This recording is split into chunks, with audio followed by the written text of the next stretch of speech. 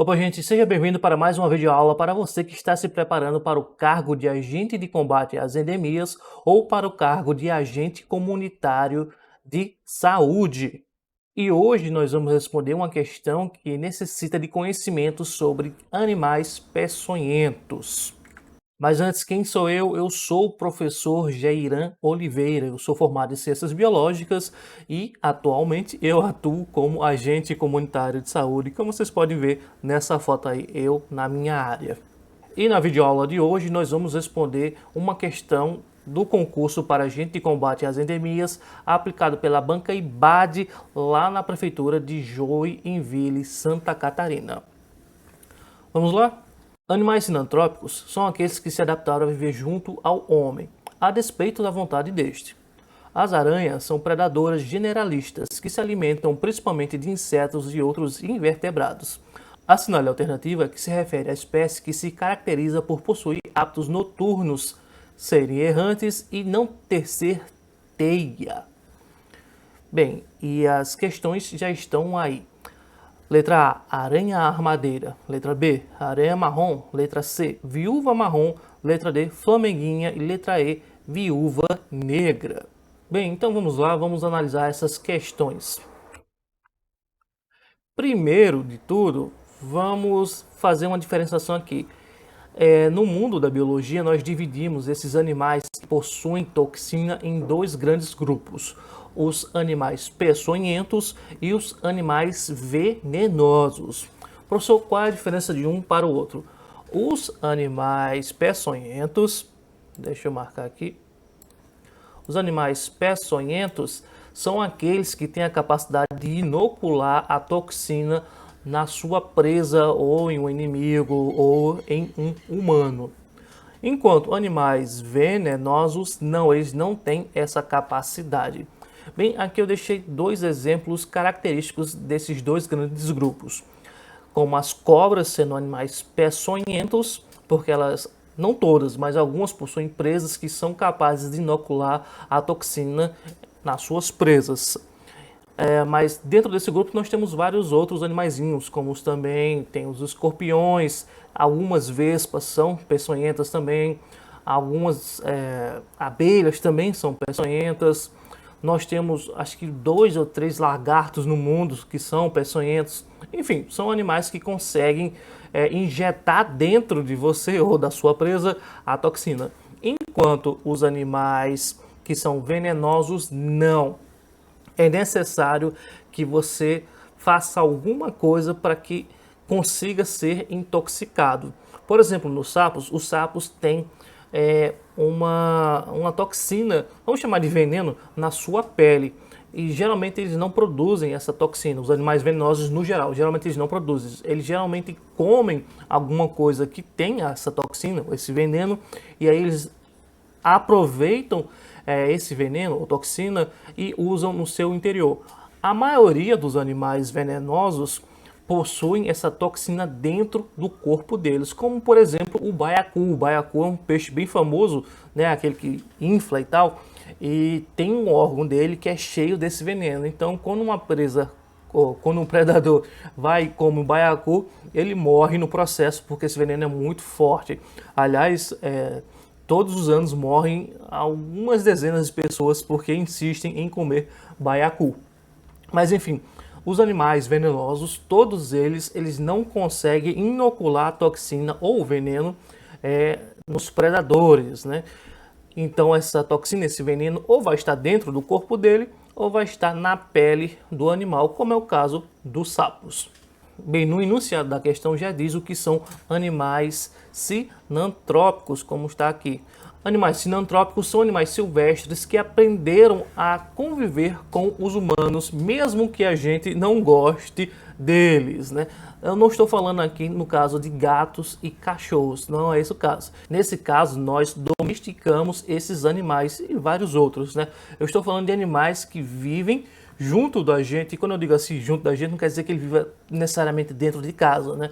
Mas junto ou perto dos humanos, contra a nossa vontade, ou mesmo quando a gente é indiferente. Um dos exemplos são os pardais. Os pardais estão se tornando menos comuns, mas os pardais aprenderam a viver próximo aos humanos, nas residências dos humanos e tal.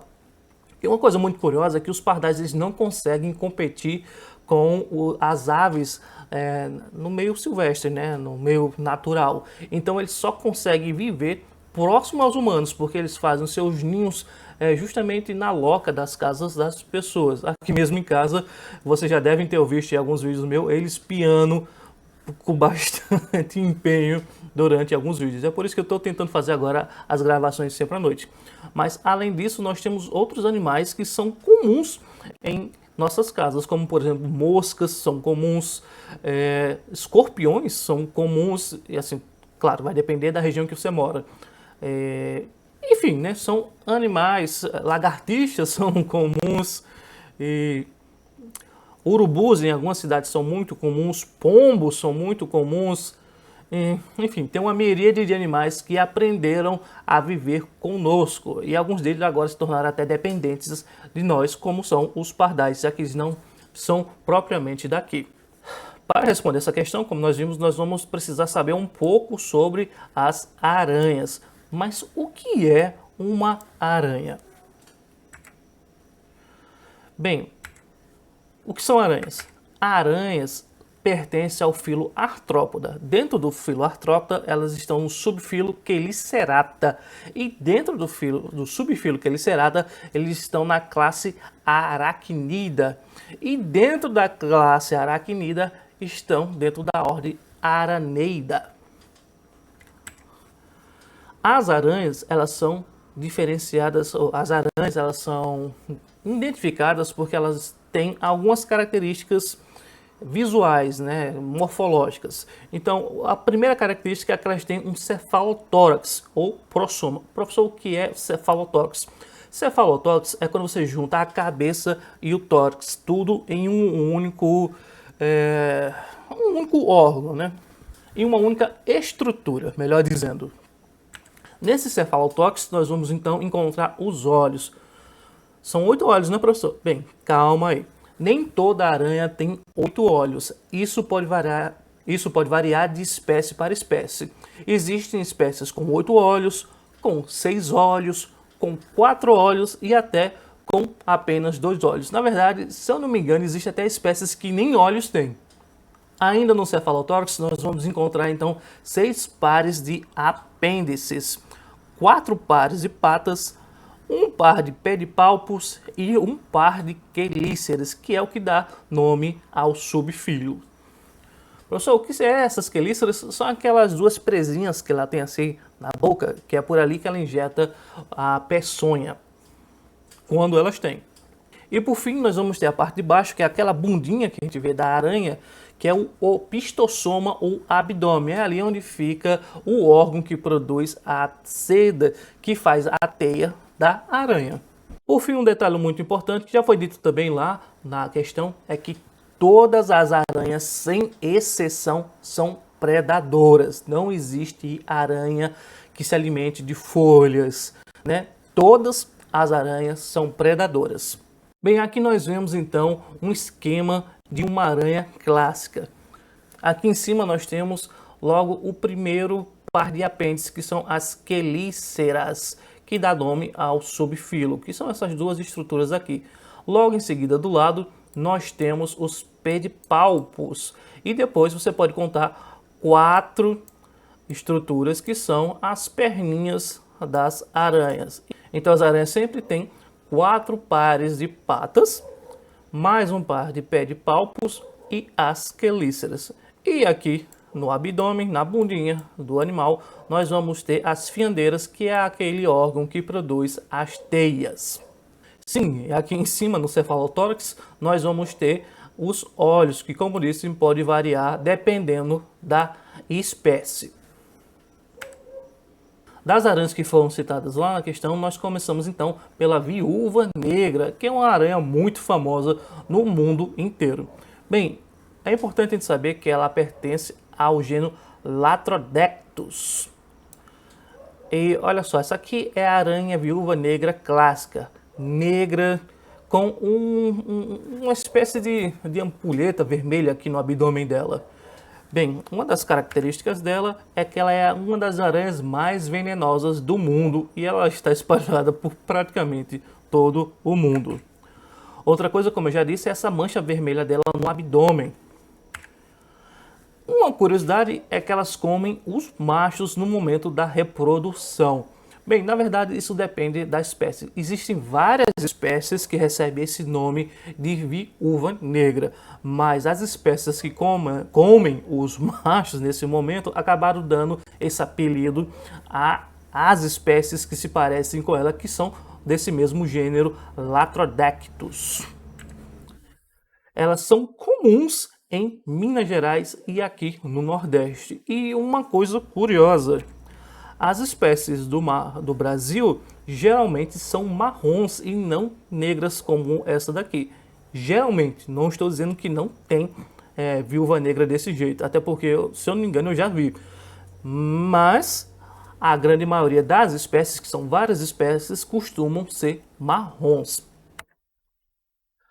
E como muitas das aranhas, elas gostam de se alojar em locais escuros, que facilita capturar as suas presas na sua teia. E como eu disse, produz teia. Aqui a gente está até vendo na foto uma nessa teia toda embaralhada, né? É estranha a forma como ela faz a teia dela, mas funciona. Outra aranha que aparece lá nas opções é a dita aranha flameguinha, que curiosamente também é uma viúva negra. Olha aqui o gênero dela, é a Latrodectus. Ela possui teia, apesar de eu não ter encontrado nenhuma foto dela na teia, mas a literatura diz que ela possui teia. Ela também gosta de locais escuros, afinal fica mais fácil capturar suas presas. Enfim, é isso aí, é uma aranha, um tipo de viúva negra diferente aqui. Só que nesse caso aqui a parte vermelha está em cima do abdômen dela, fica mais visível, né? E é por isso que ela ganhou o nome, ou apelido aqui no Brasil, de Flameguinha. A próxima é a viúva marrom. E olha só, mais uma do gênero Latrodectus. Nesse caso aqui é uma espécie diferente, mas a gente pode considerar também como uma viúva negra.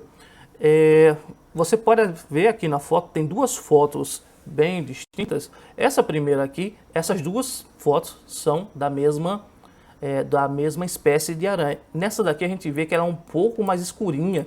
Ela parece muito ser preta, mas na verdade isso aqui é um marrom. Enquanto nessa outra segunda aqui, nós vemos que é um marrom bem clarinho e tal. Mas as duas são da mesma espécie. Curiosidades aqui, né? Como eu disse, ela é do mesmo gênero da viúva negra. Ela é nativa da África do Sul, mas ela está sendo relatada aqui no Brasil. Ela deve ter sido importada ou por alguma pessoa que gosta de ter e foi solto na natureza, ou ela pode ter vindo em bagagem de pessoas em viagens internacionais. Isso não é incomum de acontecer. E ela tem uma teia irregular, e olha só, o tipo da teia dela, se vocês estiverem prestando atenção aqui, ó, é bem parecido com aquela teia da primeira viúva negra que a gente viu, até porque elas são do mesmo gênero. E como a primeira viúva negra, essa daqui, ela também gosta de locais escuros. Nossa próxima espécie é a aranha marrom. A aranha marrom era do gênero Loxelis. Eu coloquei o gênero porque não é uma espécie em específica. São várias espécies de um mesmo gênero que são muito parecidas, mas que têm os mesmos hábitos e também a mesma periculosidade. Nesse caso aqui, geralmente elas têm um hábito noturno. Ô, professor, eu acho que eu já vi essa aranha de dia. Olha, quando a gente diz que um animal tem um hábito noturno, não quer dizer que você só vai ver ele de noite. Ou, por exemplo, o animal tem hábito diurno, eu só vou ver ele de dia? Não, é assim. Quando o animal tem um hábito noturno, significa que ele prefere ou que ele está mais ativo durante esse horário. Quando o animal tem um hábito diurno, significa que ele tem preferência a estar mais ativo durante o dia. Tem animais que gostam de estar os dois horários ativos, mas isso é incomum. O normal é que um animal ou ele escolha a noite ou ele seja adaptado ao dia. A aranha marrom ela também tem teia, uma teia um tanto irregular. e ela é pequenininha. E elas forrageiam. Bem, eu não encontrei na foto também da teia da aranha marrom, mas está dito na literatura que ela possui teia. Eu não sei se vocês já viram acidentes com aranha marrom. Eu já presenciei pessoalmente, eu já vi, né, o acidente, assim, o resultado do acidente, na verdade, né? E se vocês pesquisarem no Google, enfim, tem um acidente bem feio mesmo. Eu não vou colocar nenhuma imagem aqui porque o Google não gosta dessas coisas. E, enfim, tomem cuidado com esse tipo de acidente. Geralmente elas gostam de entrar em locas escuras, né? Por exemplo, no seu sapato. E como ela é uma aranha relativamente pequena, a chance de você colocar o pé lá dentro e a bicha tá lá e ela lhe picar é alta dependendo da região que você mora. Então tome certos cuidados caso apareça esse tipo de aranha na sua região. E por último, nós temos a aranha armadeira. E aqui ela já muda também de gênero, ela é do gênero Phoneutria. E elas forrageiam. Professor, o que significa isso de forragear? Forragear é quando o animal ele não fica lá paradinho na teia esperando vir um animal para então ele se alimentar. Ele não é oportunista, né? Ele vai atrás da sua presa, ele sai andando, ele sai procurando o que comer. E elas são bem agressivas mesmo. Uma demonstração de quando ela está prestes a atacar é ela levantar essas patinhas da frente, né? Os dois, geralmente é o pé de palpo, né? Nesse caso aqui, a gente está vendo ela mostrar aqui a pata, né?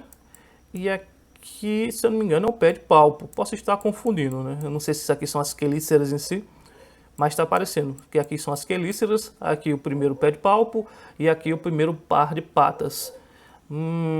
Deixa eu ver.